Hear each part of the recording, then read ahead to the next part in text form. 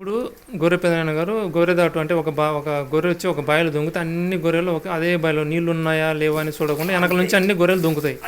ఇందాక వీడియోలో దాని గురించి మొదట కొంచెం చర్చించుకున్నాం. ఇప్పుడు ఈ వీడియోలో మనం ఏం చర్చిస్తున్నాము, గొర్రె దాటు గురించి మాట్లాడుతున్నాం. ఇప్పుడు గొర్రెలు లేని వ్యవసాయం అంటే ఒక గొర్రె దుంకిన బావిలు కాకుండా మనం గొర్రె దాటు లేని వ్యవసాయం మనం చేస్తున్నాం.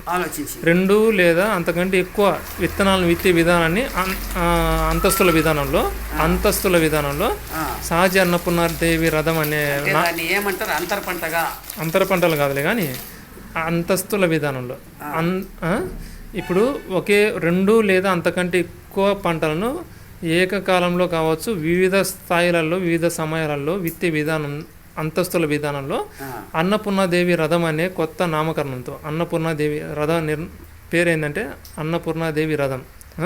ప్రకృతి వ్యవసాయం గురించి విన్నావు కదా, కెమికల్ వ్యవసాయం గురించి విన్నావు, ఆర్గానిక్ వ్యవసాయం గురించి విన్నావు.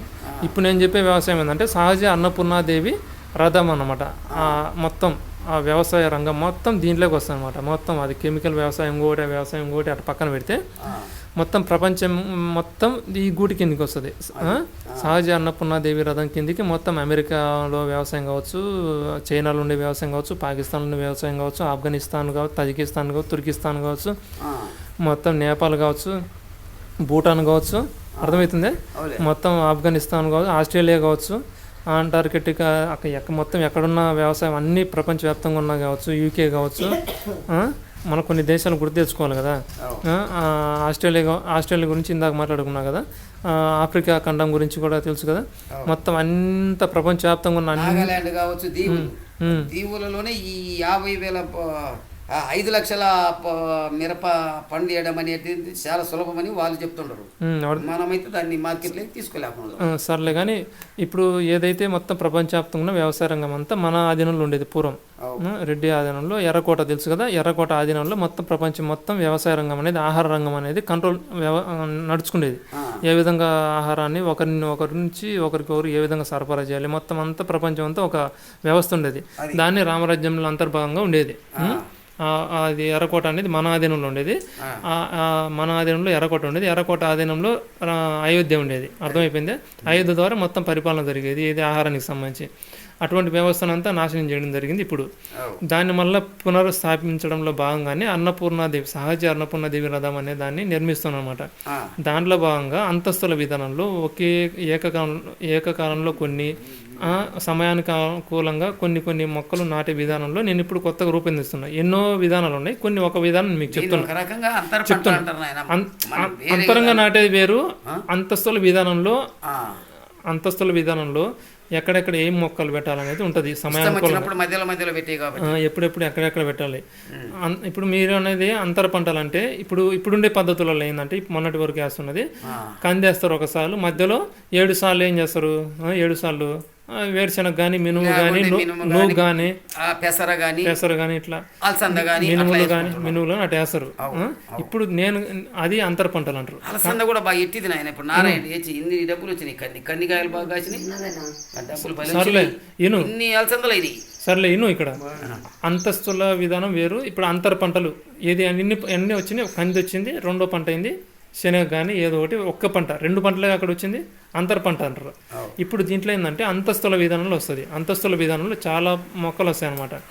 ఇప్పుడు ఉదాహరణకి 20 వచ్చేస్తాం, ఇటు సేద్యం చేస్తాం, ఇటు సేద్యం చేస్తాం. అర్థమైపోయిందే. ఇప్పుడు ఇక్కడ మళ్ళీ కలుపు తీయడానికి ఎంతమంది మనుషులు పెడతారు. ఇప్పుడు ఈరోజు ఒక సేలో ఉంది గుమ్మడి నాటినలో, దాంట్లో ఎంతమంది 20 మంది, ఏది అటు ఇటుగా 30 సెంట్లే, ఎకరా కూడా కాదు 20 మంది, మొత్తం ఎకరా గినైతే అటు ఇటు 50 మంది పడతారు. 320 రూపాయలు ఏది మధ్యాహ్నం వరకే. ఇప్పుడు 50 మందికి ఎంత కూలి అవుతుంది, ఎంత అవుతుంది? 3,15,000 15,000 అవుతుంది. 15,000 దాటుతుంది. 320 రూపాయలు 15,000 దాటింది. 15,000 50 మంది 15,000 దాటుతుందిగా కలుపులకి. అర్థమైందే. ఇంకా గుమ్మడి మీద గుమ్మడి దాంట్లో ఇందాక వీడియో కూడా తీసిండే. మరి ఆ గుమ్మడిలో ఎంత డబ్బులు మిగులుతాయి ఏమో వచ్చేదేదో కానీ ఆడ కలుపులకి అంత అయినాయి. నీకు అర్థమైందా? నేను చెప్పే దాంట్లో ఏంటంటే ఇటు సేద్యం చేసే విధంగా వచ్చేస్తాం. ఎక్కడెక్కడ ఏమేమి విత్తనం పెట్టాలి, ఎప్పుడు పెట్టాలి, మొత్తం అంతస్తుల విధానంలో రూపొందిస్తాం అన్నమాట. అదేంటంటే అది బయటికి వదిలే ముందు విన్నవాళ్ళు కావచ్చు, ఇప్పుడు నీకు చెప్తున్నా కదా, నీ ద్వారా పక్కన వాళ్ళకి తెలిసిన కానీ వాళ్ళు ఏంటంటే ఆ విధాన్ని ఏదైతే సహజ అన్నపూర్ణాదేవి రథంలో భాగంగా ఏదైతే నిర్మాణం చేస్తున్నానో 2 లేదా అంతకంటే ఎక్కువ మొక్కలు విత్తే విధానము, విత్తే విధానం 2 లేదా అంతకంటే ఎక్కువ మొక్కలు విత్తే విధానంలోకి ఏదైతే రైతులు అవలంబిస్తారో వాళ్ళు నాకు ట్యాక్సీని కట్టాలి. ట్యాక్సీలు ఎవరికి కట్టాలి? కరెంట్ పోయింది, తిరుగుతున్నది కరెంట్. సహజ అన్నపూర్ణాదేవి రథంలో భాగంగా ఏదైతే మనం నిర్మిస్తున్నామో దానికి ట్యాక్స్ రథం నిర్మాణం జరగాలంటే ఏం చేయాలి? దానికి ఆర్థికంగా ఉండాలి. ఇప్పుడు ఆ రథంలో ఎవరైనా కానీ మాలో పాల్గొనవచ్చు, మాది వాళ్ళు ఊరికైనా పాల్గొంటారు డబ్బు లేకుండా. ఇప్పుడు పోలీసు వాళ్ళు పనిచేస్తున్నారు, వాళ్ళు జీతాలు లేకుండా వాళ్ళు ఒక్కడు ఉంటారు, ఒక గంట పనిచేస్తారు పోలీసు వాళ్ళు. ఆర్మీ వాళ్ళు కావచ్చు, జీతం ఇవ్వకుండా ఆఫ్ చేయమని ఒక్క ఆర్మీలో దేశ సేవ అంటున్నారు కదా, ఆర్మీ కావచ్చు, న్యాయమూవి కావచ్చు, ఎయిర్ ఫోర్స్ కావచ్చు, BSF కావచ్చు, ITBP కావచ్చు, సివిల్ పోలీసులు కావచ్చు, APSP పోలీసులు కావచ్చు, మొత్తం ఏవైతే మొత్తం ఉన్నాయో సెక్యూరిటీ ఫోర్స్ కావచ్చు, మొత్తం ఏవేవి ఉన్నాయో డిపార్ట్మెంట్లన్నీ జీతాలు ఏదైతే ఆఫ్ చేయమని ఒక గంట కూడా పనిచేస్తాడేమో. దేశ సేవ అని పెద్ద ప్రమాణం చేసి గింజుకుంటున్నారు కదా, ఎవరు పనిచేయరు. మరి రామరాజ్యానికి సంబంధించి అయోధ్య నుంచి ఏదైతే అప్పుడు పరిపాలన జరుగుతున్నదో దేవీ దేవతా కార్యాలకు సంబంధించి ప్రభుత్వాల ఒక్క నిధులు మనం కూడా మనము భక్తితో అది ఏది హుండీలేస్తే ఆ డబ్బులను కూడా ఈ ప్రభుత్వం కొల్లగొట్టి ఈ పోలీసు వాళ్ళకు, ఆర్మీ దళాలకు కేటాయిస్తుంది. మన వ్యవస్థలు ఏదైతే పూర్వం ఉన్నాయో వాటికి ₹1 కూడా ఇవ్వదు అనమాట. ఇవ్వకపోతే ఏమవుతుంది? మొక్కకైనా నీళ్లు పోయకపోతే ఏమైతే చనిపోతుంది.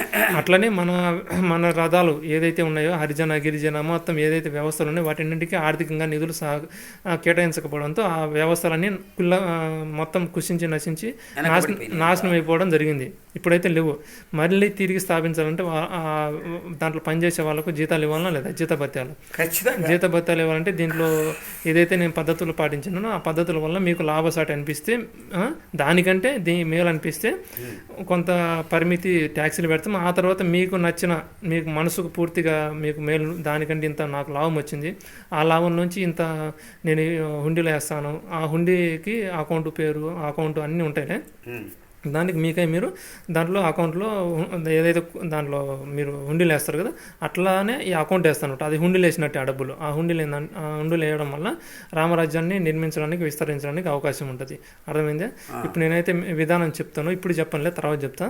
ఆ విధానంలో మీరు పాటిస్తే కన్నా 2 లేదా అంతకంటే ఎక్కువ విత్తనాలను విత్తుతూ అది అంతస్తుల విధానంలో సహజ అన్నపూర్ణాదేవి రథ నిర్మాణంలో భాగంగా ఏదైతే చేస్తున్నామో మీరు కానీ